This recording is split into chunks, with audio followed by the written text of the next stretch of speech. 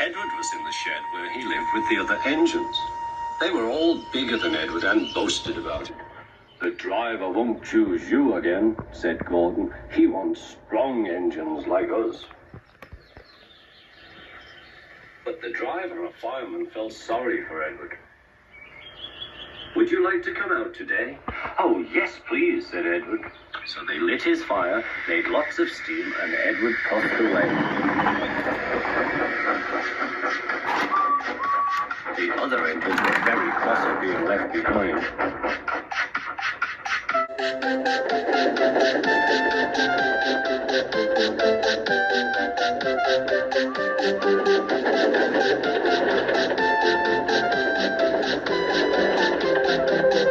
Edward worked hard all day. The coaches thought he was very kind, and the driver was very pleased.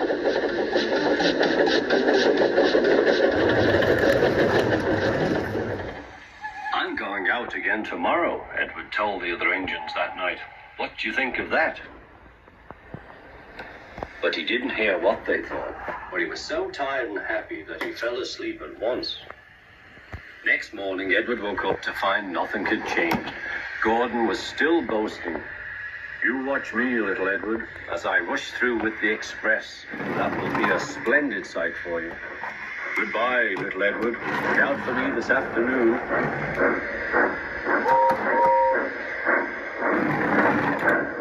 Edward went off to do some shunting. He liked shunting. It was fun playing with freight cars. He would come up quietly and give them a push. Then he would stop and the silly freight cars would go bump into each other. "Oh," they cried, "whatever is happening?"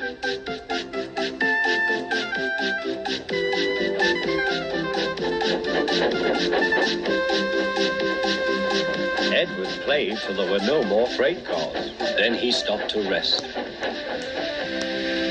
Presently he heard a whistle. Gordon was very cross. Instead of nice shiny coaches, he was pulling a very dirty freight train. "A freight train, a freight train, a freight train," he grumbled. "The shame of it, the shame of it, oh, the shame of it." Edward laughed and went to find some more freight cars. Then there was trouble. "Gordon can't get up the hill," the porter called to Edward's driver. "Will you take Edward and push him, please?" They found Gordon halfway up and very cross. His driver and fireman were talking to him severely. "You're not trying." "I can't do it," said Gordon. "The noisy freight cars hold an engine back so." Edward's driver came up. "We've come to push." "No use at all," said Gordon. "You wait and see," replied Edward's driver.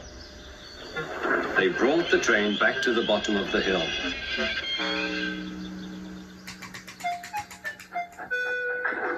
"I'm ready," said Edward. "No good," grumbled Gordon. They pulled and pushed as hard as they could.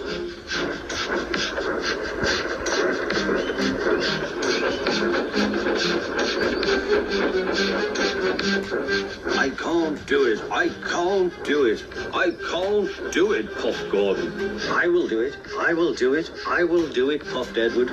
Edward pushed and puffed and puffed and pushed as hard as ever he could. And almost before he realized it, Gordon found himself at the top of the hill. "I've done it, I've done it, I've done it," he said proudly. He forgot all about kind Edward and didn't say thank you.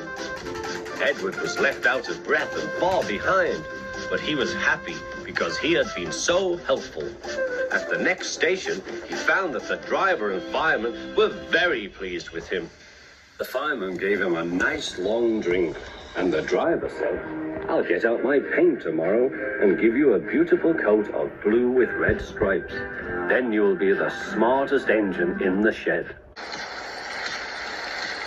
Once, an engine attached to a train was afraid of a few drops of rain. It went into a tunnel and squeaked through its funnel and wouldn't come out again.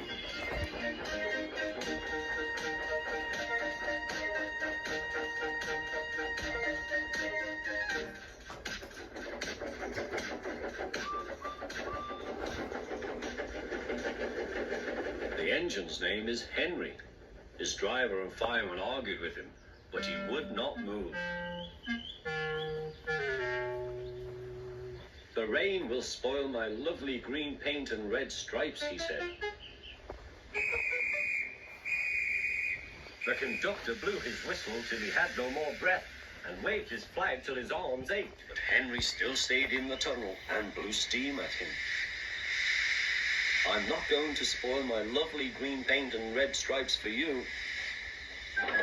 Then along came Sir Topham Hatt, a man in charge of all the engines on the island of Sodor.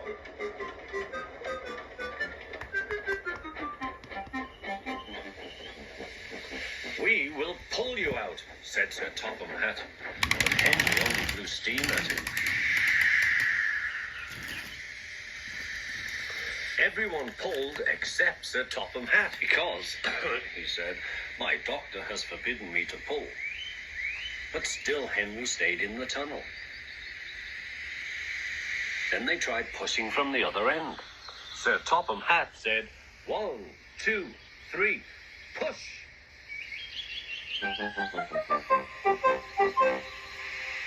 But he didn't help. My doctor has forbidden me to push, he said. They pushed and pushed and pushed, but still Henry stayed in the tunnel. At last Thomas came along. The conductor waved his red flag and stopped him. Everyone argued with Henry. Look, it has stopped raining, they said.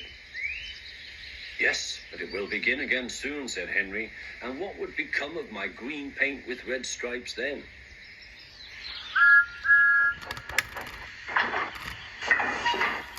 Thomas pushed and puffed and pushed as hard as ever he could. But still Henry stayed in the tunnel.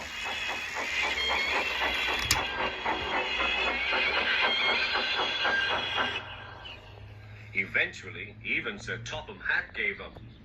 We shall take away your rails, he said, and leave you here until you're ready to come out of the tunnel. They took up the old rails and built a wall in front of Henry, so that other engines wouldn't bump into him.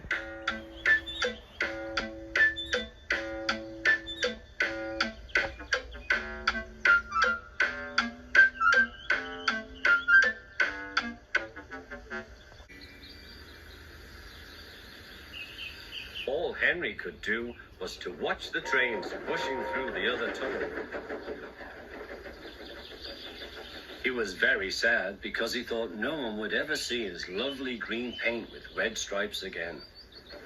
As time went on, Edward and Gordon would often pass by.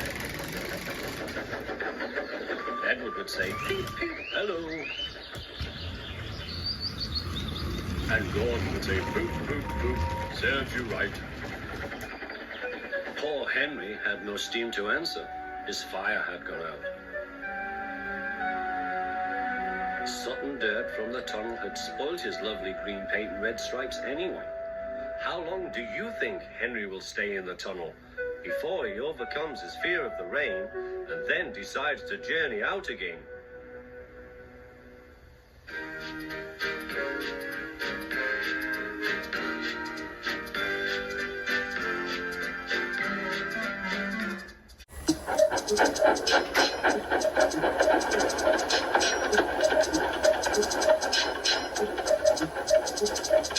Gordon always pulled the big express.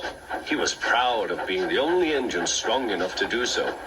It was full of important people, like Sir Topham Hatt, and Gordon was seeing how fast he could go. "Hurry, hurry, hurry," he said.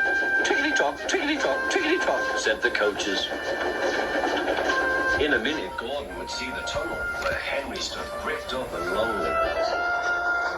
"Oh dear," thought Henry, "why did I worry about rain spoiling my lovely coat of paint? I'd like to come out of the tunnel." But Henry didn't know how to ask. "I'm going to poop at Henry," said Gordon. He was almost there when... And there was proud Gordon going slower and slower in a cloud of steam. His driver stopped the train. What has happened to me? Asked Gordon. I feel so weak. You've burst your safety valve, said the driver. You can't pull the train anymore. Oh dear, said Gordon. We were going so nicely too. And look, there's Henry laughing at me. Everyone came to see Gordon. Said Sir Topham Hatt. These big engines are always causing me trouble. Send for another engine at once. While the conductor went to find one, they uncoupled Gordon, who had enough puff to slink onto the siding out of the way.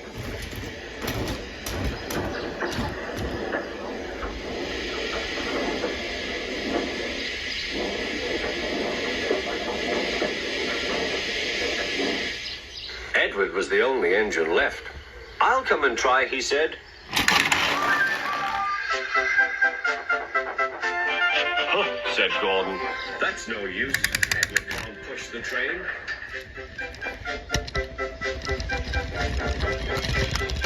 Kind Edward puffed and pushed and pushed and puffed, but he couldn't move the heavy coaches. I told you so, said Gordon. Why not let Henry try? Yes, said Sir Topham Hatt. I will. Will you help pull this train, Henry? He asked. Oh, yes, said Henry.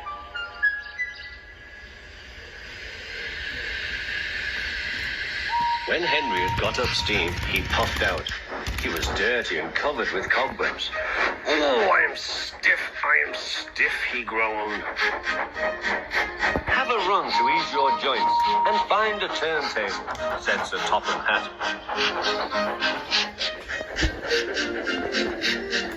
When Henry came back, he felt much better. Then they coupled him up. Peep, peep, said Edward, I'm ready. Peep, peep, peep, said Henry, so am I. Pull hard, we'll do it. Pull hard, we'll do it. They puffed together.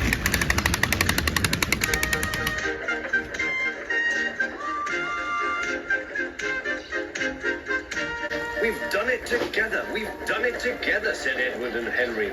You've done it, hooray! You've done it, hooray! Sang the coaches. Everyone was excited. Sir Topham Hatt leaned out of the window to wave at Edward and Henry. But the train was going so fast that his hat blew off into a field, where a goat ate it for tea.